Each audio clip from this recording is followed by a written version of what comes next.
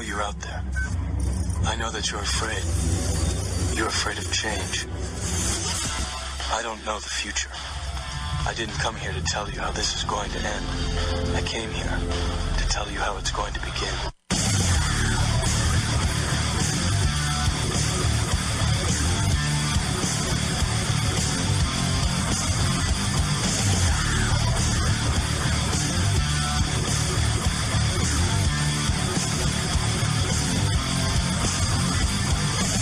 Hello, New England, live, loud, and local. I am Michael Graham, your host, MC, star of the show, renowned spoiler of women, the most notorious creepy-ass cracker east of the Mississippi River, well, except for George Zimmerman.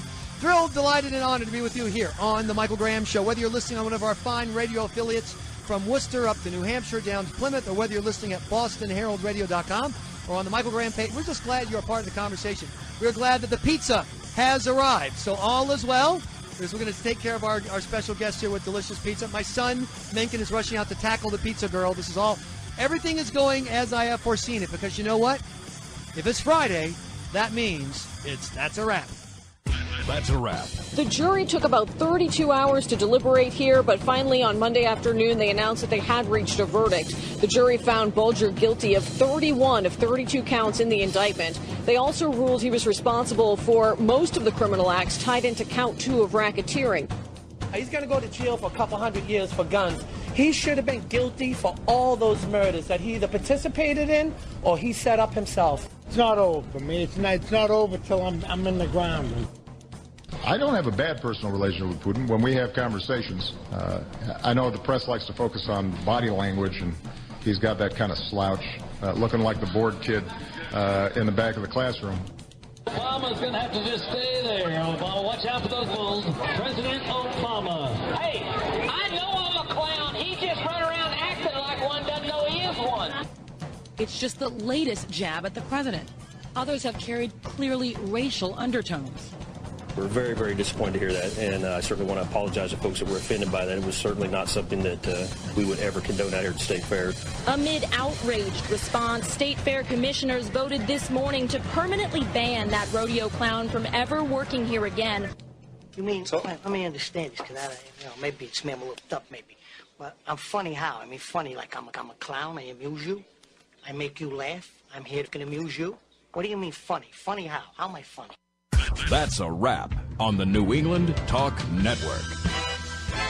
Welcome to the show. Thank you again to our friend RJ and everybody at Cozy Cafe for sponsoring this hour of the show. With us today, our good friend, Republican political hack, Brad Marsten. Brad?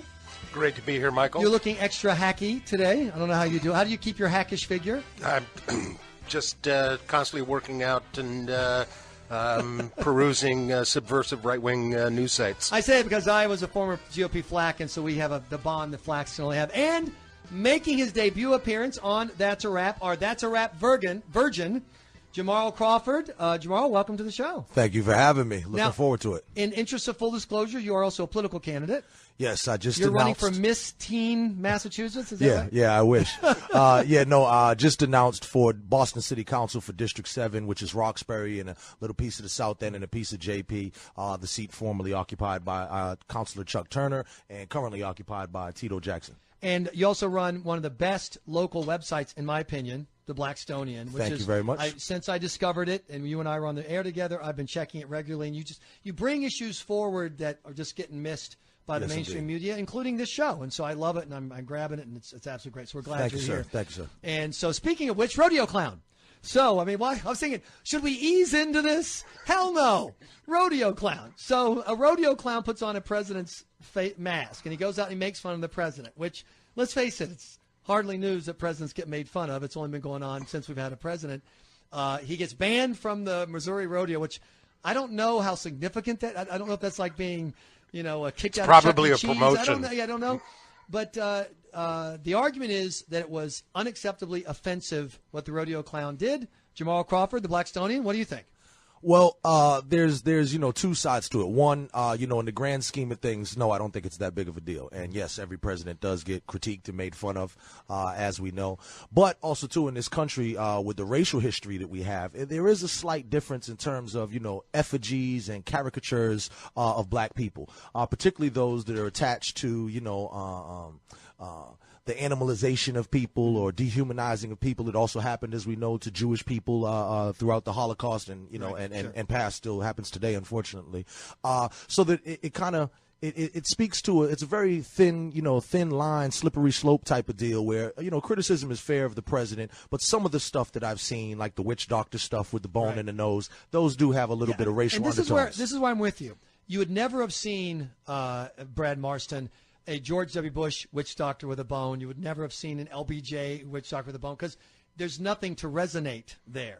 You're only going to see a black president with. So on that one, I'm with you. But I got to say, on the rodeo clown thing, it sounded to me like a guy who was making fun of a president whose poll numbers are down. I didn't see anything racial. Well, I mean, it's both on your site and you just Google the images. Right. You see image after image after image of George Bush being hung in effigy. Mm-hmm. That would have been beyond the pale, given, as Jamarhl says, the history of race relations in this country. The fact that a clown put on a mask has absolutely no racial question. I mean, I'm with the announcer. I'm more worried about the clown in the Oval than I am the clown in the ring. But let me ask you, Jamarhl, is it okay for an American who called George Bush all kinds of names and Bill Clinton before him? Because let's face it, we're cranky people. Right. We're always trash our president. Am I allowed to say, President Obama, what a clown? I think that's fair game. There are criticisms, and I'm by no means one of these people who's just an Obama, Kool-Aid drinker. Mm-hmm. But once again with the clown thing, and it was actually great on your site, the image that you put up there of Lincoln being as an ape, and of course, once again, given the racial history, it's different. Well, when a white man is portrayed as a monkey or an ape or a gorilla, when as to a black man. Right. So there's some stuff, but the rodeo clown thing, I didn't think it was that big of a deal. And I'm sure he's got kicked out of the rodeo clown union. We shouldn't, and it's just amazing that we're talking about it 4 days later. But here's why, and it's a bigger issue, and I agree with Jamarhl that I think this example, because it's so hard to call it racist unless you've already pre-locked in that all criticism is racist. And Brad, you're out there trying to communicate about Republican ideas versus Democratic ideas. I think that as a guy who grew up in the South and saw real racism and real ugly racism, I get mad when I hear people say, oh, you don't support Obamacare? Racist. But that is the argument that some people on Team Obama always make. Oh, absolutely. I mean, it's a way to shut down the conversation. Our mutual friend, Jonah Goldberg from NRO, and his great book about, how using cliches, using terms like racism isn't intended to promote a conversation. Mm-hmm. It's to end it. And that's what happens. There's something else, Jamarhl, which is, no joke. The head of the KKK lived like 7 houses away from me in rural South Carolina. His sons beat my sister up on the bus one day. I mean, I saw that. You took care of that, right? I was about 4 feet shorter and 800 pounds heavier than them at the time. But the point is, when you see that real racism, real people really being punished for their skin color, and then you see, oh, you're upset about the NSA program, you must be a Klan member.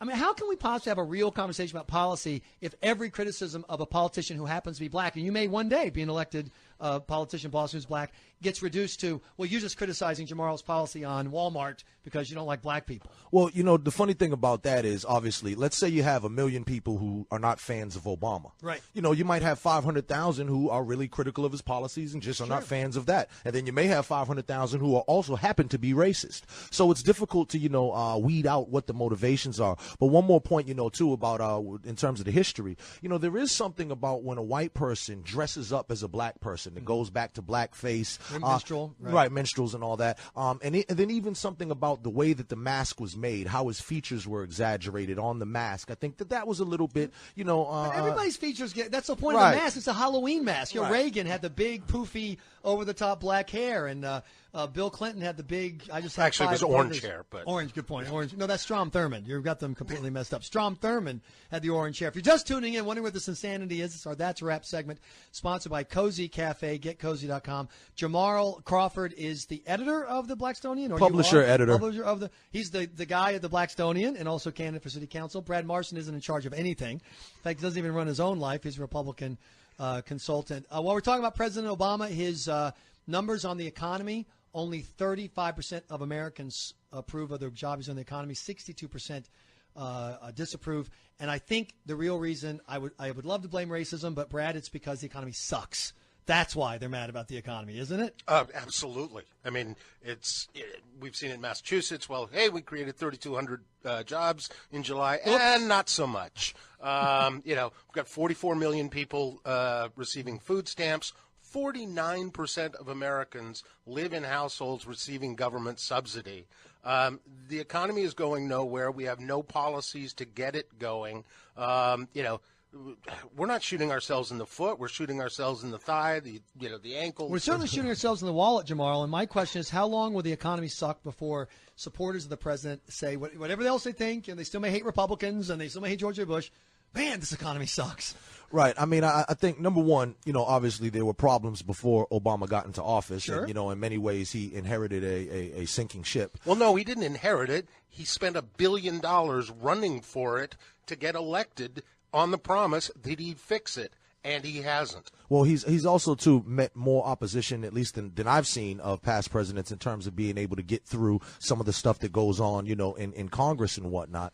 But I'm hopeful that things will begin to turn around. Obviously, now in his second term, I'm hoping that, we do see some results that are tangible before the end of his tenure. My frustration is just trying to get people to be honest about where we really are, which is that it's not as bad as it was when it was horrible. But, man, it was horrible. You know what I'm saying? When you got a basketball team that was 2-32 last season, it's almost impossible not to do better. Right. But okay, great. Now we're 8-28. That still sucks. Right. And I'm really hopeful, particularly, Brad, here in New England, where politics kind of subsumes everything. We are really struggling. If you aren't really well off, if you're not up in the solid six figures area, or if you're not at the bottom where we have the most generous welfare program in the country in Massachusetts, if you're in that $30,000 to $90,000 a year, it's hard to live here, I think. Oh, absolutely. And, our economy isn't recovering in New England. What does Massachusetts do? Let's raise taxes by $500 million a year. What's one of our strongest sectors? The tech sector. Hey, let's point them out for extra taxation. Jamarhl, just promise me one thing if you get elected, that while you're city councilor, you won't simultaneously propose a computer tax like Karen Spilka did, and then after you decide to run from their office, announce, I hated that idea. Even though you proposed it and voted for it 6 times, now she's pushing legislation to try to get rid of it. That's the kind of stuff that drives us crazy about politicians. Well, my approach to all things economic is the fact that what I've seen, at least in my very limited experience of looking at budgets and all that, is that we have plenty of money. Mm-hmm. It's how it's spent and how it's allocated and a lot of waste. If you remember back in the day when they were doing the thing in the White House and there was a $10,000 toilet seat and stuff like this. So I think that what we do first is we cut out the waste. And I think if we cut out a lot of the waste and especially the high salaries and all this type of stuff, if everybody will kind of take one for the team for America, and just end this wasteful spending, I think we would find a lot more room to have resources to do stuff like actually have quality schools and things like that. And I don't think that taxation is necessarily the way to go, but I think we just need to be wiser about how we allocate our funds. Yeah, I mean, was a Pioneer Institute said that Massachusetts spends 4 times per mile on transportation infrastructure than the national average. Wow. There's plenty of money without having to take more out of the private economy. Well, you guys have an advantage on me when it comes to city politics because you guys are involved, live in the city. I'm going to be on Jim Brown on Browdy's show on NECN, and they're going to ask me about the mayor's race. And I've been having to read, what the heck? I don't even know all the – of course, there's only, 37 people running, I think, last time I checked? I think there are going to be more people – there are more people running that will end up voting. So what's going on in the city of Boston right now? How are things looking? What do we think of Menino's term, and what's going to change? I don't know what's going to change. There's going to be some window dressings on the BRA. There's clearly virtually every candidate is focused on education, and I really do think that's important. I personally like Bill Walczak because he's against the casino and for lifting charters. The number of charter schools. The number of lifting the number of charter schools. Has a very progressive position on the tech stuff too. Yeah. Oh. Now I'm a Republican in Boston, so I don't spend a lot of time. Focus. I look at candidates and say, okay, who's going to turn us into Detroit the slowest? Exactly. Jamarhl Crawford, you're a candidate, so you may want to be very careful here, but then again, you may not. No. So take it away. Throw caution to the wind. Yeah, there we go. All right. No, I have been critical of Mayor Menino for years. Not a fan of his tenure. I don't buy into the hype of this, the mayor of the century and all this type of stuff. A lot of times people spend a lot of time Actually, patting. I think that was mayor for a century. Right, almost. Right. People tend to spend a lot of time patting themselves on the back, and a sign of leadership is one that is able to take critique. And Sure. Menino is notoriously thin-skinned, vengeful and vindictive. If you cross him or disagree with him on one point, you might as well move to Milton. You'll never get anything else done. And I just want to say that not so much who I'm for, but who is, I believe, the worst candidate, and that is Dan Conley. I don't know if you've seen the stuff on the website about us with Dan Conley, who I now call Dirty Dan. But I don't believe that he possesses the temperament to become mayor. Very angry, very arrogant, and just doesn't seem to be able to relate to people. Brad makes a point. There's a lot of education talk, which once again always drives me crazy, given the massive amounts we're already spending. The average teacher salary is $82,000 a year, and they're talking about spending more money on a system where the Boston Globe Democrat reported last year 75% of the kids who graduate from Boston City high schools who go to community college, not even four-year school. I mean, let's face it, community college is a school of over-the-road trucking with a book. 75% of them have to take remedial classes. That's how bad the schools are. Do you guys think the solution is money? No, I mean, once again, they spend plenty of money. Right. And, the fiasco that has now become busing and, the concept of neighborhood schools and all this stuff is just really. So what's your direction? What do you think we ought to do? Well, first of all, once again, to cut out the waste. I mean, I think that the school bus program right now needs to be looked at. I have plenty of friends in the bus drivers union, but I think that there's a lot of money spent there that, could be trimmed down. Mm-hmm. I know when I went to school, we weren't even allowed to take books home. It was a lot of Xeroxes and everything. We didn't have paper and pencils, stuff like that. The ceilings were falling down and stuff. So I think there's some infrastructure stuff that has to happen. There's a lot of back and forth with the teachers union and whatnot. So I think that the solution for the schools in terms of education is that we have to focus on making sure that everybody has a quality school. And then that will eliminate the kind of preferential treatment that some neighborhoods seem to get. In the mayor's race, of course, John Connolly has some very interesting ideas around education, as does Bill Walczak. As does John Barrows. So there's a lot of interesting ideas that I've heard around education, and I'm ready to hear more. And for myself, I know I will be a fighter. I believe we need to get rid of the appointed school committee, go back to an elected. Sure. I think that holds people more accountable. So there's, some stuff in there. What do you think of that elected school committee, Brad? Yeah. No? No. No. Democracy. Absolutely. People. Voting. Yeah, right. No. Elected by the unions that they would then be negotiating with. But the mayor's elected by the unions he negotiates with, so there you go. But he's actually done at times a decent job. He got in by completely right. Elliot Spitzering himself out with the unions, and then after he got in, he started doing the math and went, "Holy crap, we got a problem here." I want to change it quickly though, because you mentioned the school bus. I want to jump to another topic. We may get back to Boston City politics, but it's a perfect segue, as we say in the radio business here on the Michael Graham Show. So That's a Wrap segment with Jamarhl Crawford, the Blackstonian website, and Brad Marsten, the I Touch Myself Inappropriately website. So you saw the story. Three kids try to sell a 13-year-old, 15-year-olds try to sell a 13-year-old kid some pot at school. The 13-year-old kid tells the school, the kids get in trouble. He snitched. The school then brilliantly puts all of them on the same school bus together and sends them home a couple hours later. They're driving home. The three 15-year-olds start stomping the crap out of the 13-year-old. The bus driver calls in. You better get down here. They're going to kill somebody. But he does nothing. The other kids on the bus videotape it. And many of us have seen the horrifying videotape. They do nothing. The bus driver now says he did the right thing, no problem, did everything right, Brad Marsten, did he do everything right? Of course not. That 12-year-old was in that bus driver's care. It's just, especially, I mean, here we are almost 4 months exactly to the date of the Marathon bombers. And while our first responders were amazing, what really amazed me was the guy next to the woman who tore off his shirt to wrap a tourniquet. People running towards the explosion. They had no way of knowing, is it going to be 1, 2, 3, 4? And this guy couldn't get off his fat butt to push away these 15-year-old kids. And yeah, okay, he risked getting hurt. Tough. That comes with the territory. It comes with the territory of being a decent human being.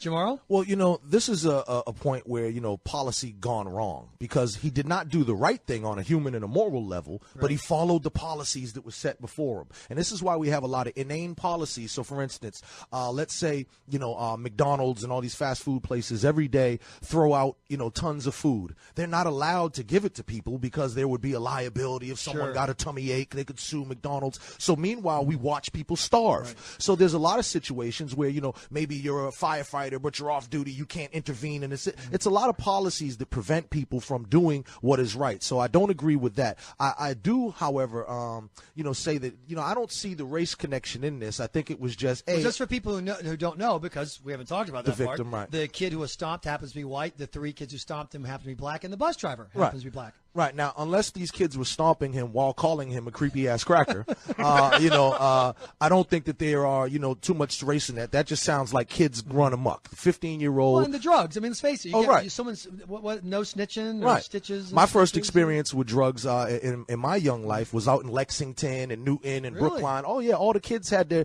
parents. Hook me up. I mean, that's interesting. No, I'm kidding.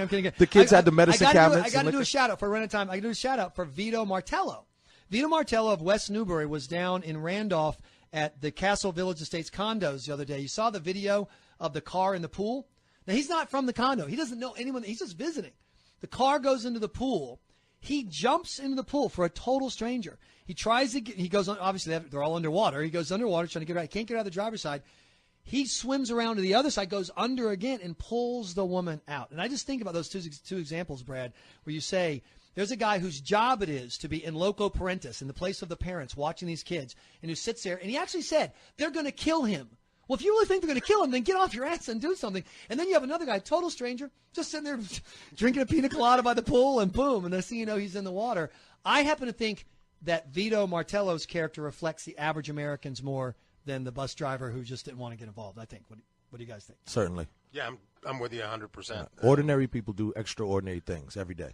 For example, they start duck call businesses and eventually create the most popular show on reality show on TV. Duck Dynasty premiere shatters cable records. 11.8 million viewers watching the Beverly Hillbillies meet the inbred Louisiana rednecks, apparently. I've never seen the show, not familiar with the show. As I told listeners earlier, I'm not kidding. I honestly thought it was an Asian-themed cooking show on the Food Network. I'm not kidding.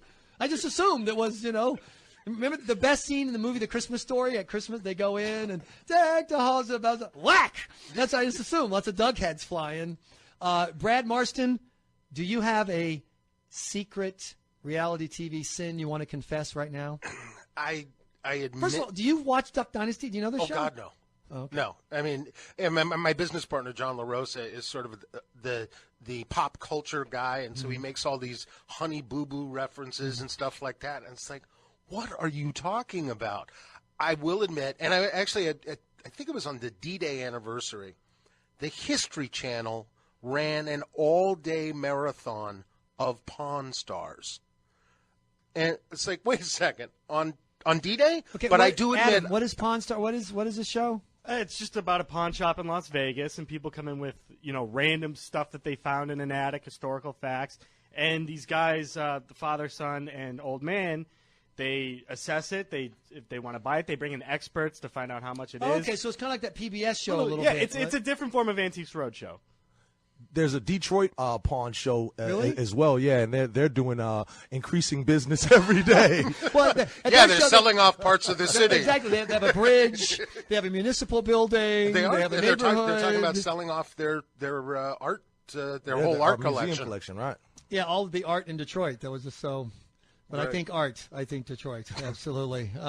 Anyway, by the way, the phones have popped a couple times. You can't call in because we're doing our That's a Wrap. We rack up the week's news with our guests like Jamarhl Crawford, Blackstonian, and Brad Marsten. But you can call the confession hotline and mock us, 617-903-TALK, 617-903-8255. So you guys don't watch. So what's your reality TV show, Dave? Oh, I love them all. The only one that I can't take. Have you watched this duck thing? Oh, I love it. Why is it good? What am I missing? Well, for me, I mean, I'm a little bit strange, but I like the fact that this is a family that quote unquote looks what many people would refer to as hicks or country bumpkins, and they're millionaires. Right. And they're a family who has a close-knit bond. They have this genius business of, duck calls. Who would have thunk it? But they have it, and it's great. And, also, too, this reality explosion, I love it as a black person because for so many years, my people were portrayed in lights that made us look silly and negative and all that. And now white people get some equality, too. I love it. On behalf of Honey Boo Boo, you're welcome. Yes, By the way, what a tragedy. The Honey Boo Boo's mom, whose name, I don't know, the Biscuit or whatever. The Honey Boo Boo's mom has given her the ultimate stripper name and now is feeding her in such a manner that she will never, ever be qualified to be a stripper. Her career is already over. Brad Marsten's here, Jamarhl Crawford, the Blackstonian.com. I am Michael Graham. The natural truth is out there. Michael Graham, noon to 3 on the New England Talk Network.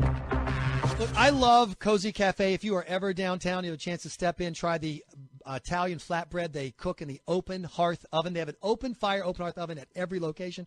You're going to love Cozy, too. And it's just great. They have great breakfast wraps. The Santa Fe wrap with eggs and sausage is fantastic. That's why they host it. That's a wrap. Get it?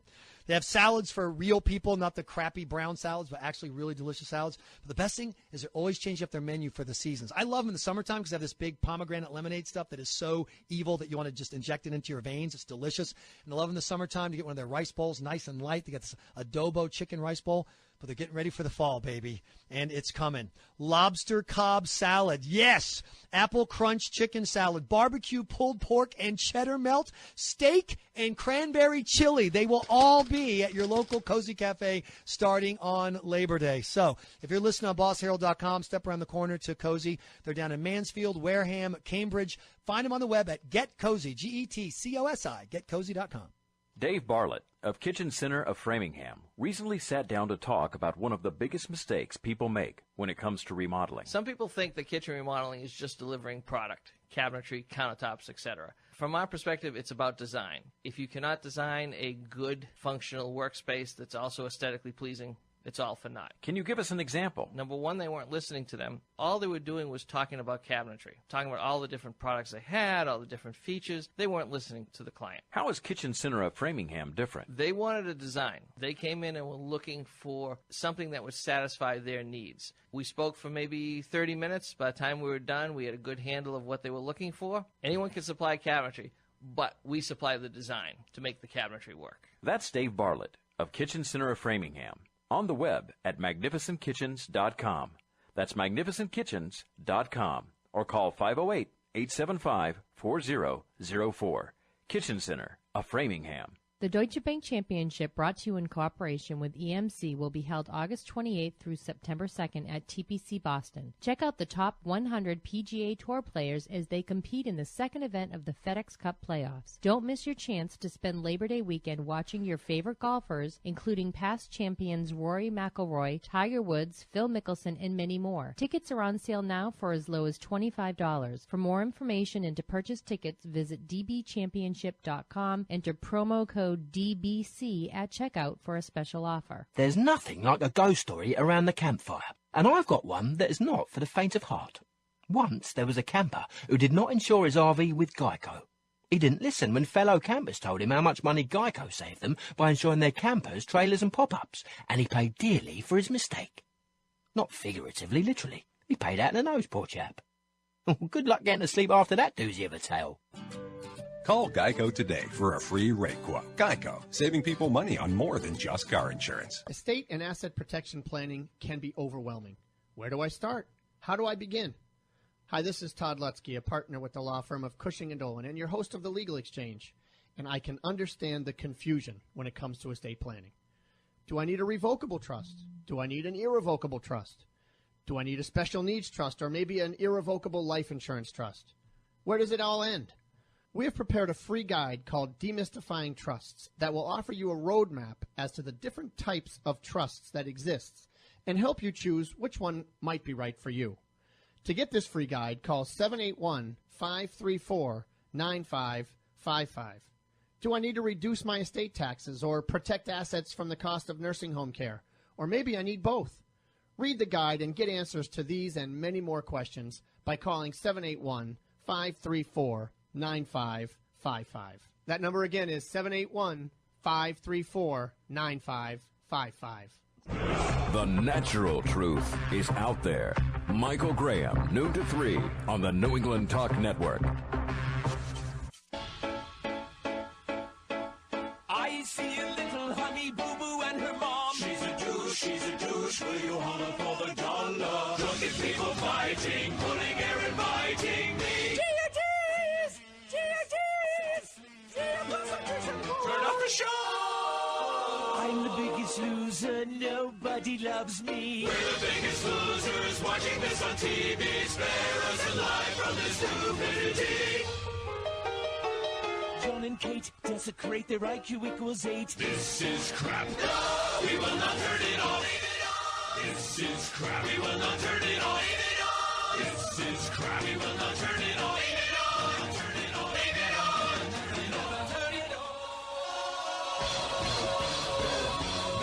Oh, don't be tardy for the party. Diarrhea of the mouth. We smell the blood of the virus in society.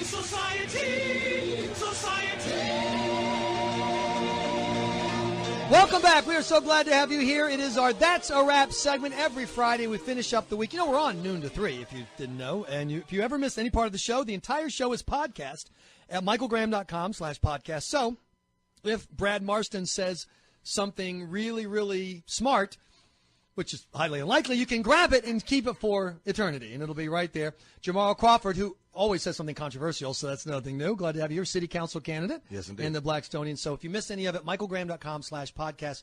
And by the way, we just had our 125,000th podcast download the other day. People checking out. A lot of people listen to the show back on the same schedule as when I was on the hip-hop station. You know, they're on their way home. They just pull up the podcast. And so they're listening. You know, they've time-shifted it, which is what we all do with TV now anyway. Sure. So why not do it with radio? Speaking of TV, I am a big Jerry Remy fan. I think he does a great job doing the games for the Red Sox. I like his restaurants even. And I had no clue that he even had a son. What a terrible way to find out. His son is now under arrest, charged with the murder of the 27-year-old mother of his 4-year-old daughter. Jennifer Martell is dead. He's under arrest. And the part that jumps out at me, Jamarhl, is that he was in jail, in front of a court just 2 days ago for beating the crap out of her. Now, in terms of Jerry Remy, officials giving us some information about him this morning. Just to make it clear, they do say this is the son of Jerry Remy, and they do say that he was actually just arrested this past Tuesday, so just days ago. They say he was in court on Wednesday, another kind of domestic situation, according to officials. They say he was released on personal recognizance. Now, officials during this news conference, they say Ms. Martell did not have an active restraining order on Remy, nothing like that, at least in terms of as far as Wednesday. There was nothing in place on Wednesday.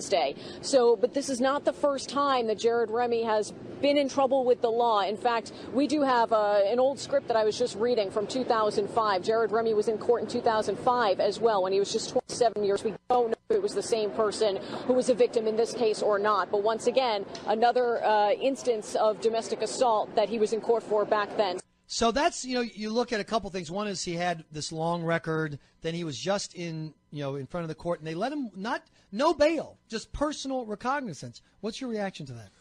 Well, there's a couple of elements in play here. God forbid that he somehow was given a little bit of leeway based on, Sox Nation affiliation. But isn't that where your mind first goes? When you of course, that's why I said it first. Exactly. And even if Jerry Remy, he might not even have known about it. but just the fact that it's that name. Exactly. People like the guy. It's human nature. Exactly. But, this parallels a case that's right now current in Boston, actually, with the Amy Lord case. And if on the cover of the Herald, if you remember, he dropped the ball. The BPD, without due process, actually demoted a black officer, Jerome Hall Brewster, for, quote-unquote, not following up the investigation and dropping the ball. Mm-hmm. So in this case, it wasn't an officer, actually the DA's office for dropping the ball, and I hope that there are some ramifications there. Certainly, my condolences to the family of the victim, and I hope that they are in contact with a good attorney and sue the pants off of that county, because basically I believe that him being out of custody resulted in her death. Brad Marsten? Well, I'm sort of at a disadvantage on the clip because apparently your station can't afford 4 sets of headphones. But I've read it. I mean, letting this guy out on personal recognizance would be like scheduling a dangerous hearing for Charles Manson. Mm-hmm. I mean, he's just beaten the girl up. He has a record. He's had 15 incidences since 1998. He lost a job as a working security at Fenway because he was so out of control. And then earlier on the show, John Meter Perel from the Boston Herald Sports Show that's on right after this reported that he's into bodybuilding and he's known to have taken steroids as part of his regimen. So people are saying, is it roid rage, whatever. The bottom line, Jamarhl, is I don't believe that if this had been an incident in, say, Roxbury, and a guy with a record similar to this, who was, Phil Smith or Joe Jones, and no one knows him, would have gotten treated this way. Yeah, I don't believe that either. And, I do a lot of work around domestic violence with Jane Doe and Love Life Now Foundation. I was the White Ribbon Day ambassador for 2012. And, I just think the society overall has got to do a better job of protecting our women and children from from creeps like this, who cannot control their anger and temper. And if it was a roid-induced thing or whatever, he's on medication or whatever the reason is, these people have to be protected. And in this case, the absolute worst thing could have happened, and that is, her tragic murder, a couple of days after. And I mean, shame on that DA's office. That man should have been in custody. They say they did the right thing. The mom is very, very upset. She says her daughter was trying to escape from this guy already, planning her escape. And so, projecting, we don't have all the facts in, but it looks like he knew she was going to leave, and he responded with anger, and it's a tragic situation. But I don't know how you defend. If they had let him out, if they'd said, here's $50,000 bond, and he had made the bond, then you'd say, well, they tried. They made a reasonable effort. They highlighted that there's an issue here. But to just go out personal recognizance, and then 25 years later, he's stabbing her to death, I don't see how that stands. No, it's absurd. You're exactly right. The only difference is, if his last name had been Kennedy, they would have actually driven him to the woman's home and bought the gun for him. But it is. Well, it since is a you total brought up Kennedy, and since we all agree on this, and I didn't bring Jamarhl Crawford here and Brad Marsten so they could agree with each other, I brought them here so we could have a death cage match. We have a UFC fight coming up. Adam, is it tomorrow? This Saturday. This Saturday? Do we have tickets? Alas, no. That's what I asked tomorrow. But there is a cozy cafe near the Garden. Chael Sonnen. Is that Sonnen. Chael Sonnen is going to be fighting despite the objections of the Massachusetts National Organization of Women, who tried to keep him out of the state unlicensed because they were so offended by, he said, whatever, racist things, sexist. I don't know. He's a loudmouth. He fights people in a cage for a living. I'm not expecting, Emily Post from this guy. But as I pointed out earlier this week, you may not like him, National Organization of Women, but he has a lower kill ratio than Ted Kennedy. And now had no problem supporting Ted Kennedy, no problem supporting Bill Clinton, no problem supporting Elliot Spitzer, no problem supporting for 20 years San Diego Mayor Filner, who we now know was hitting on a great-grandmother. Jamarhl, what is the deal with folks on the left where they're all the world's most militant feminists complaining about Mitt Romney's binders of women, except for when they're feeling women up and et cetera, et cetera? Well, obviously, I mean, I can't speak to what their motivations are or why they pick the people that they do, but I can say that we have a fair amount of sexism in this country, inappropriate behavior towards women, as the last segment just, even death and beatings and all this. And that, I think, is a male problem across the board, every race, every culture. In John Lennon's famous song, "Woman is the N-word of the world," he really typifies that wherever you go in the world, however bad the man has it, the woman has it worse. Yeah, okay, I'm going to interrupt now. The nice little speech there, but Brad, because we're going to get to the natural truth here. The natural truth is that if you're a Republican, you're an enemy of women, no matter, and you are a woman. Sarah Palin is, according to liberal activists, not a real woman, but Filner, Kennedy, Spitzer, Clinton, Fine, they're all great because Democrats can do whatever they want to women, and you know what the response is? You're right, and that proves that Republicans hate women. Yes. I mean, if it wasn't for double standards, liberals would have no standards whatsoever. Wow. And, I mean, the hypocrisy of the left. I mean, you said it best a couple of years ago when you were the founding member of Poop. Poop, that's right. People offended by offended people. Yeah. And we need more activity. You know what? Something just dawned on me. The old hip-hop station management would not let me found Poop. I kept wanting to do it, and they would not let me. I want to do, like, actual cards and T-shirts. I work for me now. There you go. Absolutely. I approve Poop. If you can get it past the budget committee, you're all set. Okay, here's Bob Filner. Bob Filner made a great-grandmother in City Hall cry because of his unwanted sexual advances and suggested to her that he could, quote, go 8 hours. This woman is not only a great-grandmother, she looks like Honey Boo Boo's great-grandmother. I got to say, on the one hand, what a disgusting creep. On the other hand, if he could really get going for this, holy moly, this guy, man, he's a stallion. What can I tell you? It's frightening. I mean, the Filner story is ridiculous. He's going to, I guess, 2 weeks of therapy. That's all he needs. And he thinks he's going to keep his job. Anthony Weiner, not only is he into sexting, but then he lies about it and keeps doing it and thinks he can, reinvigorate his political life. And his wife stands by her man. Jamarhl Crawford, when was the last time we had a good sex scandal in Boston? It's been a while, isn't it? We had the state reps who were making, or not the state reps, the intern, whatever, making out on one state rep and then one woman, they were making out in the floor of the House, but that's no big deal. Right. But we haven't had a good sex scandal, have we? Yeah, no. Maybe when I get in office, we'll shoot for that. Let me guess, 8 hours, right? 8. Oh, come throwing on. down. Yeah, sure. Come sure, on, buddy. Absolutely. Yeah. So, here we are running out of time. So we're going to pick it up right there with the sex scandals and whatever we can get Jamarhl to promise us that he is going to do. Also, we don't do sex scandals. We do money scandals. That's how we end up putting people in jail around here, including EBT scandals. I want to ask you guys about the EBT voodoo queen and the ongoing debate about that. And, of course, the confession hotline is coming up as well, 617-903-TALK. The confession hotline where you can confess your hopes, your fears, your dreams. You can critique our performance. Sponsored by Stardust Jewelers in Framingham. The confession hotline, 617-903-TALK.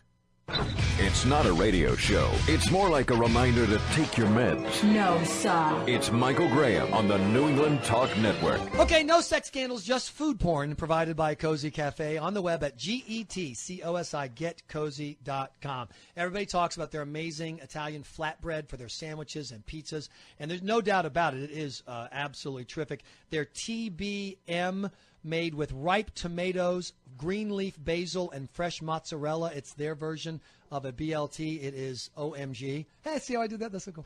Okay, but what you I are really, a trained professional. I certainly am. I certainly am. But I just looking at the stuff they've added to their menu, like the steak and cranberry chili. Holy moly! A spiced pumpkin latte when you're looking for something warm to drink when the weather cools off, and barbecued pulled pork and cheddar melt hardwood smoked pulled pork tossed with tangy barbecue sauce, flatbread and jalapeno cheddar cheese. Go now. Go for lunch. Go for breakfast. Just get cozy. GETCOSI. Your first word probably wasn't something like finance or savings or ATM. But whatever that first word was, it opened up a world to you that was built on conversations.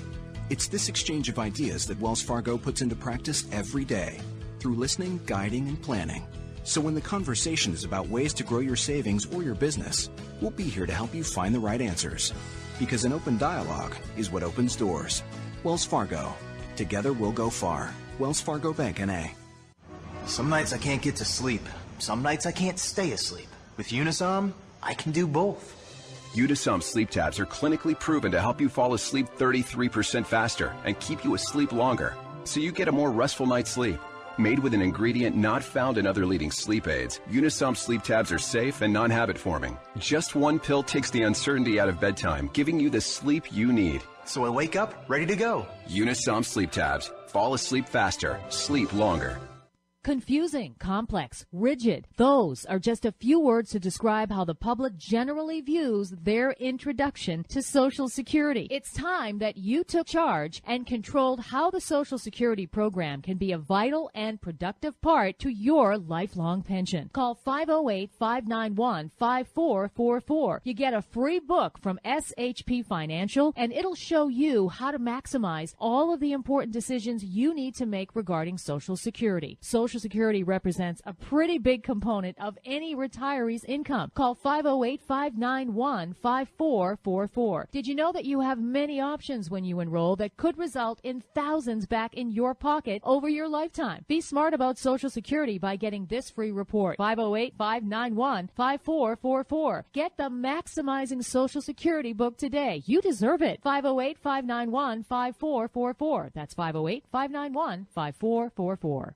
As he was saying before he was so rudely interrupted. It's like the friggin' Big Dig all over again. Here's Michael Graham on the New England Talk Network.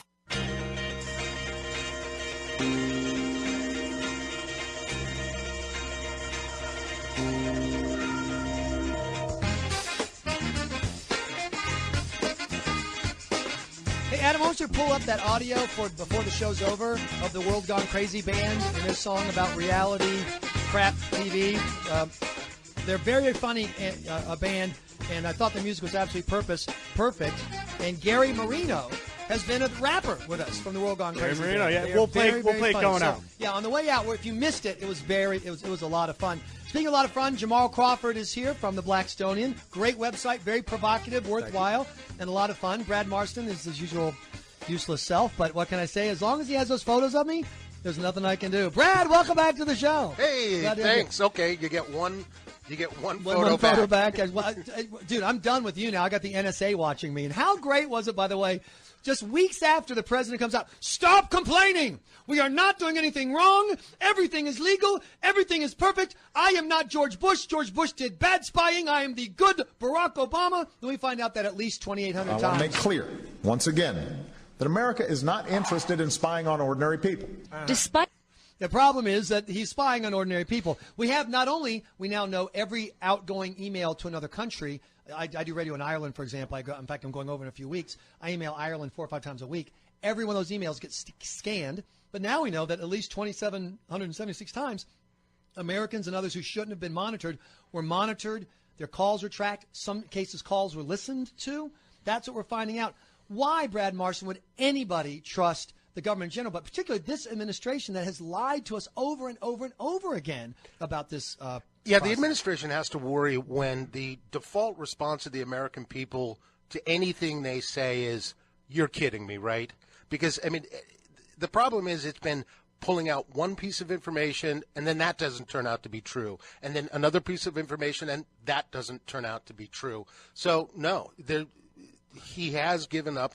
The Obama administration has willfully given up the trust of the American people.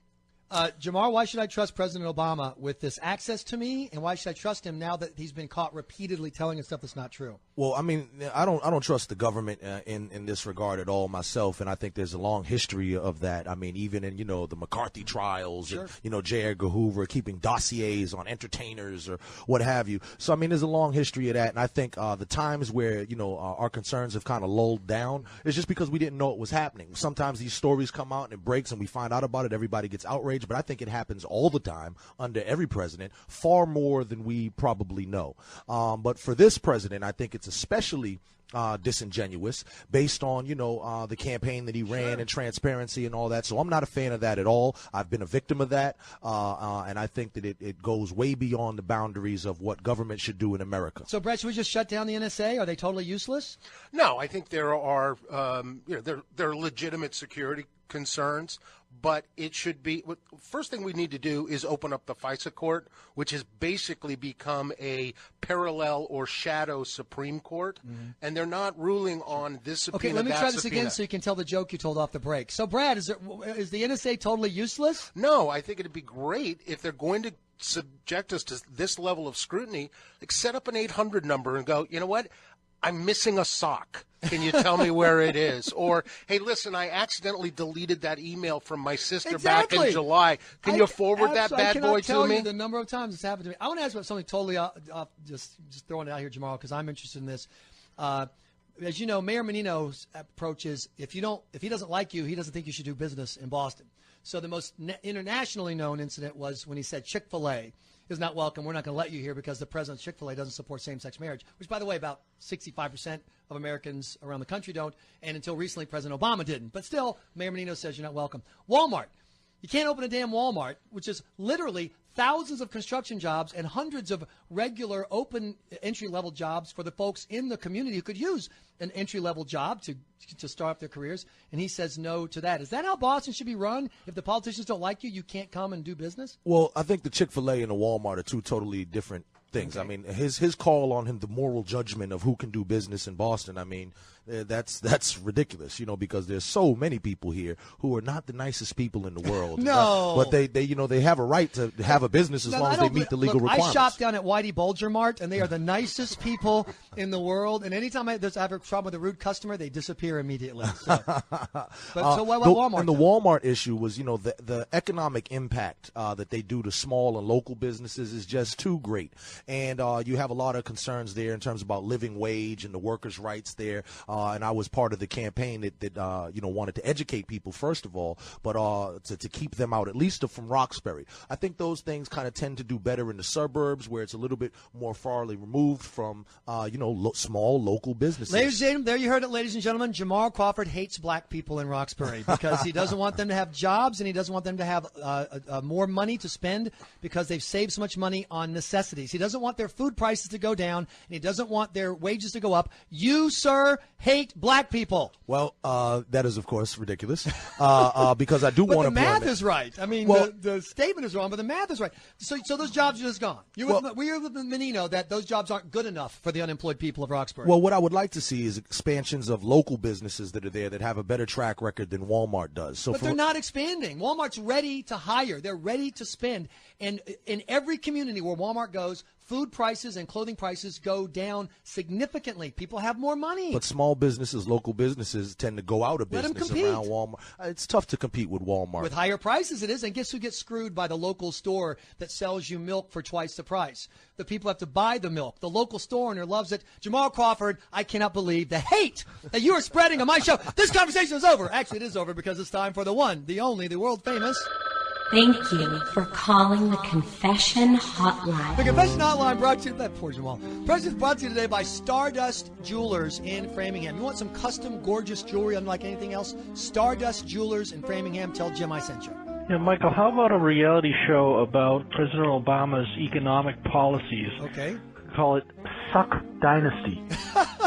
Suck Dynasty. Once again, I thought that was on a totally different channel. Hi, Michael. Listening to you on this Remy situation. Right. Where are the women's groups? Are they out? Where's Jamarhl Patrick or his wife? Are anything being said about this? This outrage? Or it can't be just played in Massachusetts. It's an outrage in the first place.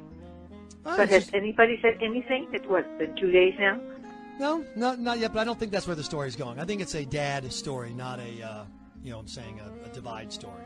That's not what I cannot stand her. She calls into the Stop confession it. hotline. She's wonderful. Call again. So many call messages, again. and they're not good. Leave her I alone. got a good reality show idea. The Massachusetts judicial system. 11 drunk driving convictions, no jail time, still got a license. Beat up your girlfriend, go home at night. Kill 7 people, testify against an Irish corpse, and go home and eat dinner. It'd be a big hit. I'll say this would be unbelievable. People would think they wouldn't believe it was a reality show. Michael, I have an idea for a reality show. It's about a backwoods hick traffic offender who tries to earn enough money to go from AM to FM, but he does it by being a male prostitute. Huh?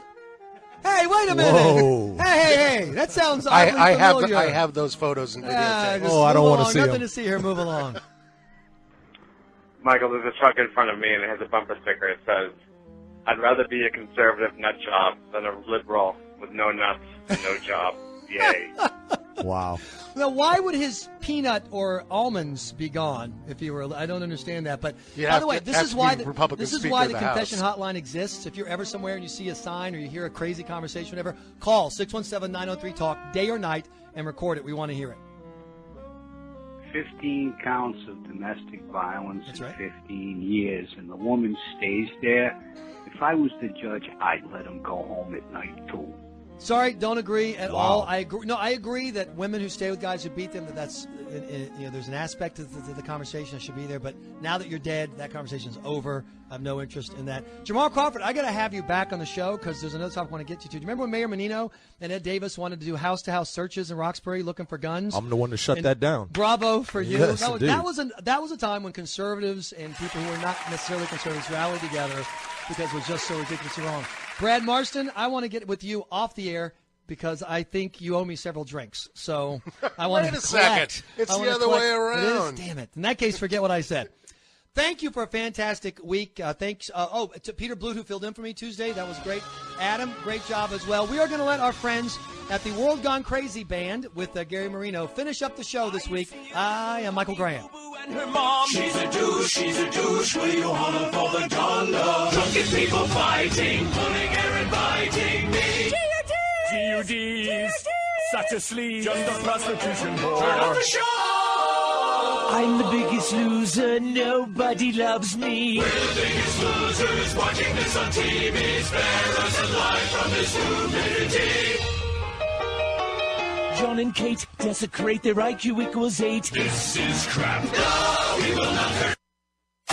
Graham is back. Noon to 3 on the New England Talk Network.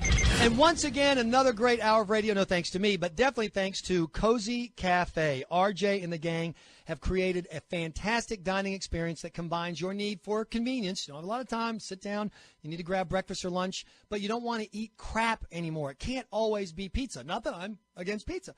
Sometimes I need something with some flavor, something that's delicious, something that is, don't tell anyone, healthy. And that is Cozy Cafe. If you've never had one of their flatbread sandwiches on that flatbread toasted in an open hearth oven, if you never had one of those flatbread pizzas or their breakfast wraps, oh my gosh, you are missing out.